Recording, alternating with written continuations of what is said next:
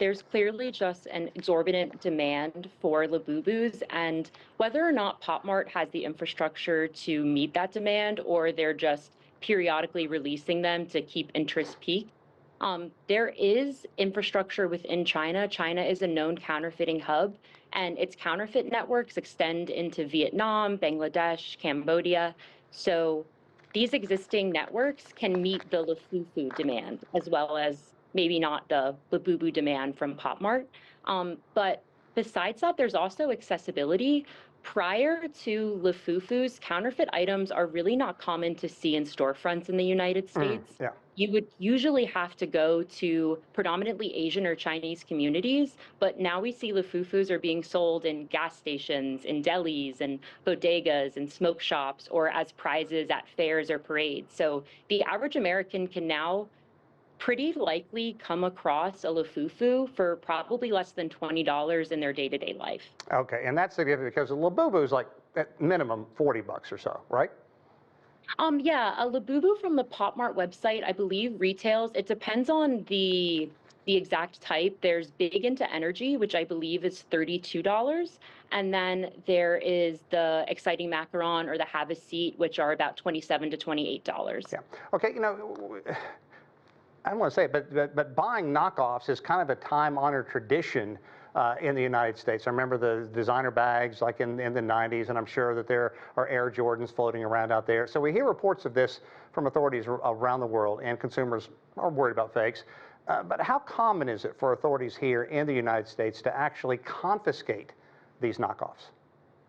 So, a recent release from the Consumer Product Safety Commission that was released this week does claim that there have been thousands of seizures of Lafufus when they're entering the United States. But after the customs enforcement, when they're first arriving, I would say that the likelihood is quite low. In these areas that people typically would go to for counterfeit products, like Canal Street in New York, police do perform raids, but the subject of these raids is not primarily Lafufus, it's just counterfeit goods in general. Yeah, okay, so you probably can't see this, but I've got a couple of these little monsters here. This is a Lafufu. This is not the real deal. And his little head moves. You wouldn't see that on a Labubu, no. And then the feet on it, they're just kind of funky. They're clearly not real. But one of the major concerns, the eye here, kids can poke this thing out and then swallow it. So that's a big concern. And then I have the real deal here. So I'm sure I'm gonna get mugged on my way out of the studio for this by somebody here. But you know, this thing is much more plush. You can just tell it's higher quality and just the way the face is. So it's just so easy to find this because our producer was out in California and went to a kiosk, and these Lafufus were floating around everywhere. People are still going to buy them, aren't they? I believe so. People are still likely going to purchase Lafufus or Labubus. I would say that the target demographic, even on the Pop Mart website, Labubus aren't recommended for people below the age of 15. Oh, So, really? yeah, these small pieces that are potentially a hazard with Lafufus, while that is totally a real risk, and you should always be observing your child, especially if there's a choking hazard nearby, Labubus aren't meant to be for children anyway. So you should always watch, especially if there's these small pieces that could potentially come off. You know, and there's also a little QR code on the bottom of the Labubu, and you don't find it on the Lafufu. What else should people look out for if they come across Lafufu versus Labubu? Sure. If you come across either, you will have the box. The box is kind of your first line of defense. There should be a perforated strip across the top. If it closes like a normal box, then it's most likely or definitely not a Labubu. It should have that perforated strip. Also on the box, there is a QR code, like you've mentioned.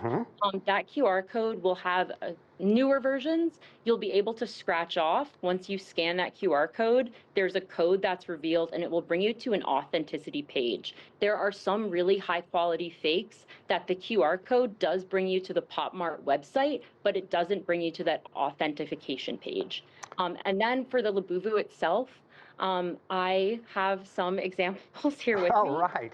Okay. Yeah. So one of the main things is this little keychain at the top. Right. It should say Pop Mart And then the monsters, Ah, my okay. knockoff here says smart creatures, so they weren't necessarily trying very hard. Um, but also on the bottom of their feet, there is a black Pop Mart label, like this one. This is Oh, yeah, considered yeah, yeah. Okay. a much nicer Lafufu, but it's still a Lafufu. It has that black label on the foot, Yeah. and then there will also be another symbol, a UV stamp on the other side. So you can only Gotcha. see it if you have a UV light, and this Ah, is on okay. newer versions as well. But Lafufus will have that stamp or a little insert, or Yeah. they'll have the additional characteristics like wings or a little tail that are definitely not true of Labubus. Okay, and before I let you go, mine says the monster on top of the Lafufu. So it's just a way you can check. But it's crazy. Every now and then, lightning. You try to catch lightning in a bottle, and they've certainly done it. Kudos to Pop Mart. They're going to make a small fortune this year off the Labubu. And if you went to order one online, how long would it take to actually receive it?